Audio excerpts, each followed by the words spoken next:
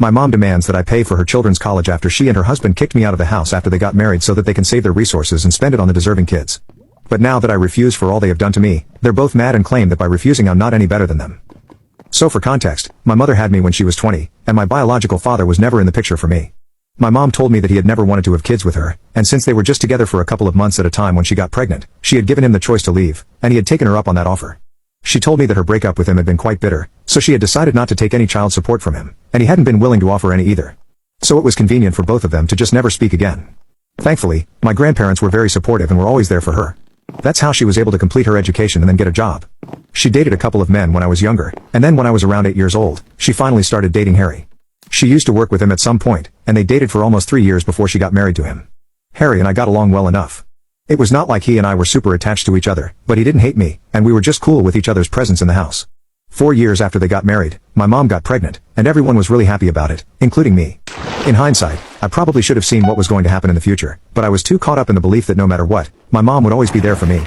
After all, she had been through a lot of hardships while she was raising me, so she was obviously not going to let it all go to waste and abandon me. So even though we had started growing apart, and she had made it very obvious that she was distancing herself from me after she got married to Harry, I thought that it was probably just a temporary phase, and things would get better again. So I tried my best to be there for her while she was pregnant, but she would always get very irritable whenever I was around. So I decided to make myself scarce just so it wouldn't bother her, but I guess I hadn't made myself invisible enough because 6 months after she gave birth to her twins, she and Harry told me that they wanted to have a serious chat with me. And they told me that now that they had 2 kids to deal with, they couldn't have me in the house as well. I think I had just turned 16 at the time, so I was still a minor, and they couldn't legally kick me out without getting into trouble. So they tried to gently nudge me by telling me how hard it was becoming for them to support our whole big family on their limited income. I honestly don't think that 2 adults, 1 teenager, and 2 babies were impossible to support on the income of 2 web developers. They had been able to provide quite a comfortable lifestyle for us so far. It was obvious to me that they were bluffing, and they just wanted me out of the house. But even then, I tried to make suggestions that would prevent that from happening because I really didn't want to move away. I tried to tell them that I would take up a job if money was the problem, but my mother told me that more than anything else, she wanted to save money and other resources for the kids who actually deserved it more at the time, referring to the twins. She didn't say that they needed this more.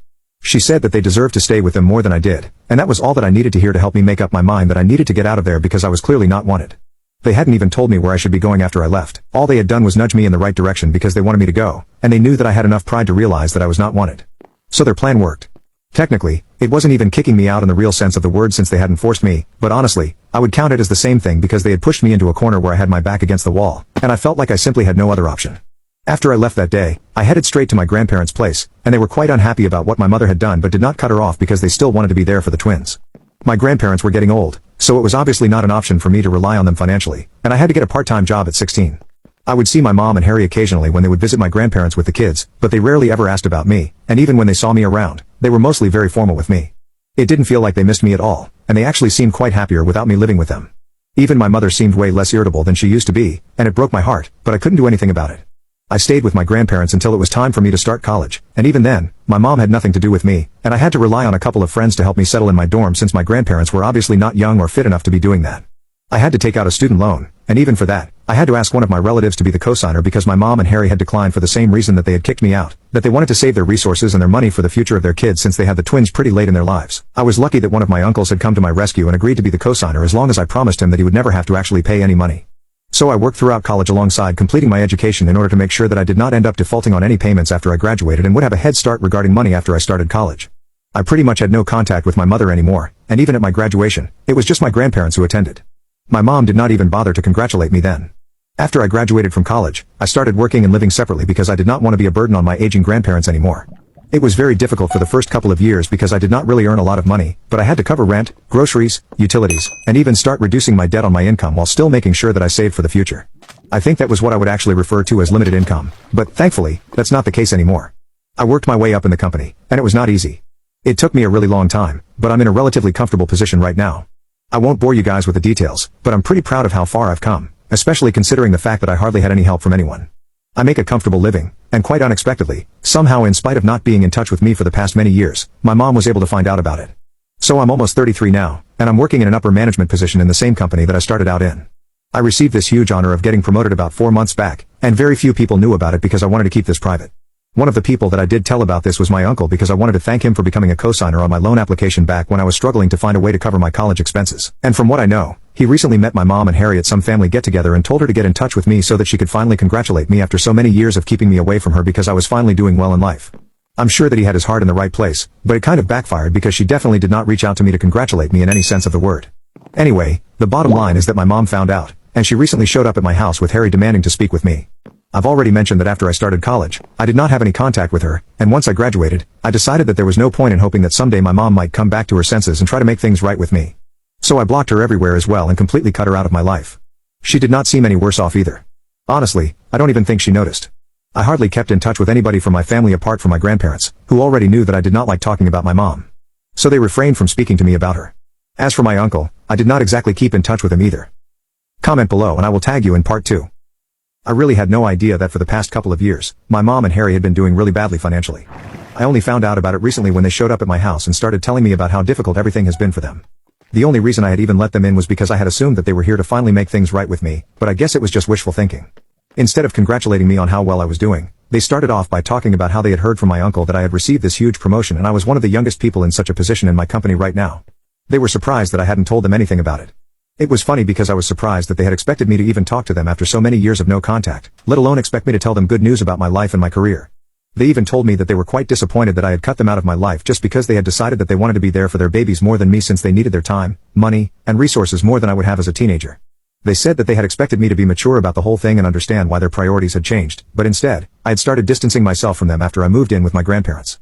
Instead of being supportive of their decisions, I don't even know why they would expect me to be supportive of their decision to kick me out of the house. But well, that's how they started off our meeting after so many years, by trying to gaslight me into believing that I was somehow the bad guy for getting upset that they had kicked me out of the house so they could be alone with their babies.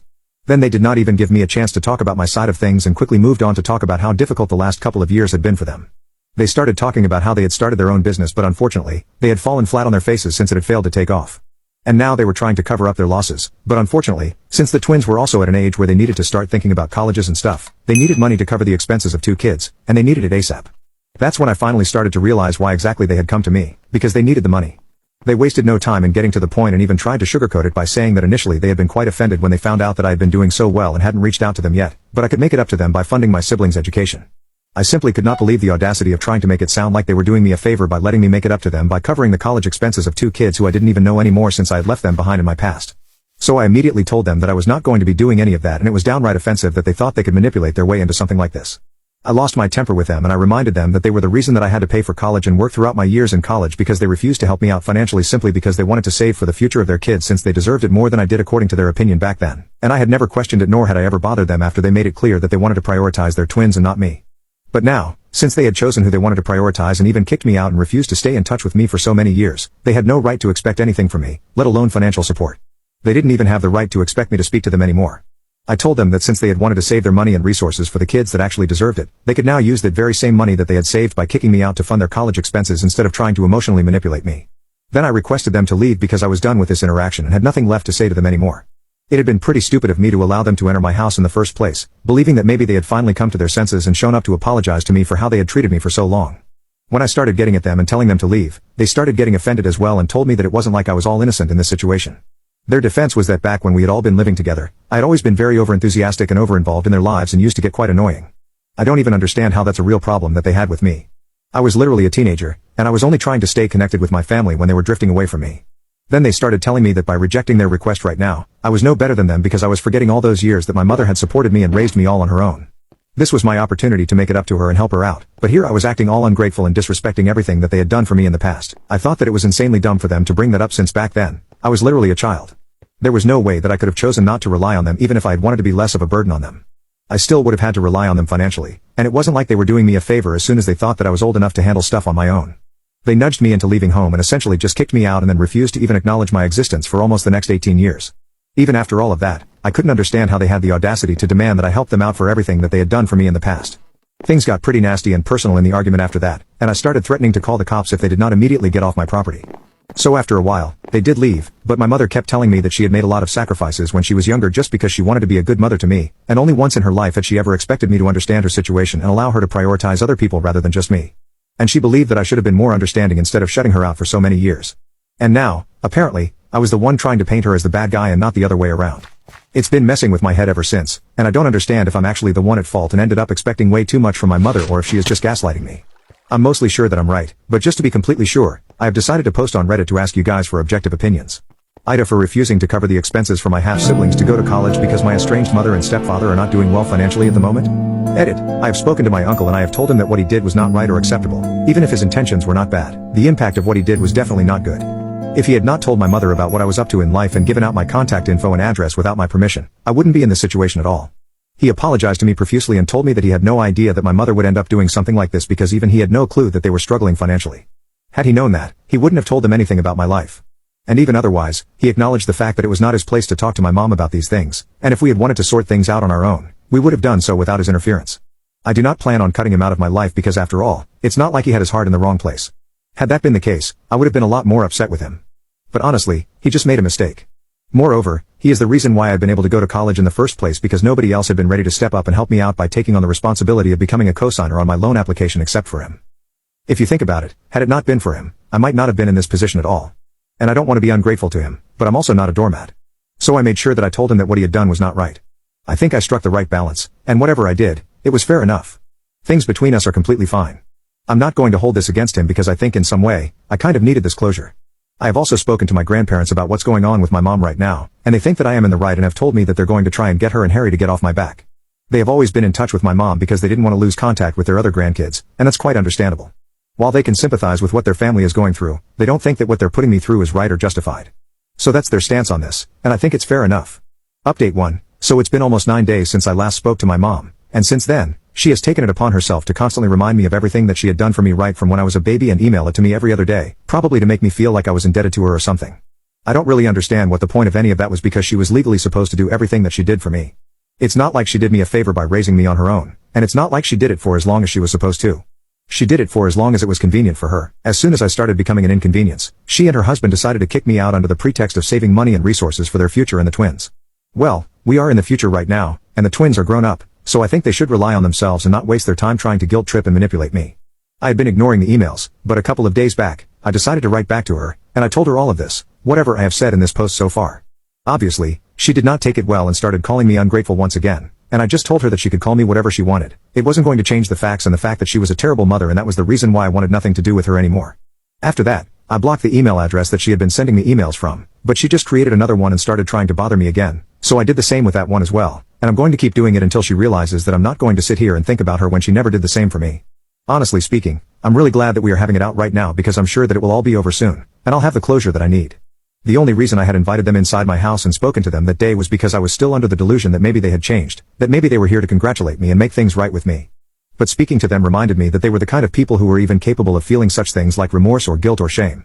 It helped me open my eyes to just how selfish and manipulative they are once again, and now I have just completely given up any hope of ever reconciling with them. Update 2. My mother showed up at my work earlier today, and I think that might be the craziest thing that she has ever done so far. Thankfully, I was not at work today, so she left pretty quickly and failed in whatever she had been trying to accomplish. I had taken a day off because I was feeling kind of under the weather, and I'm so glad that I did because I'm sure that otherwise, had I been at work, she definitely would have thrown a tantrum or done something horrible to embarrass me.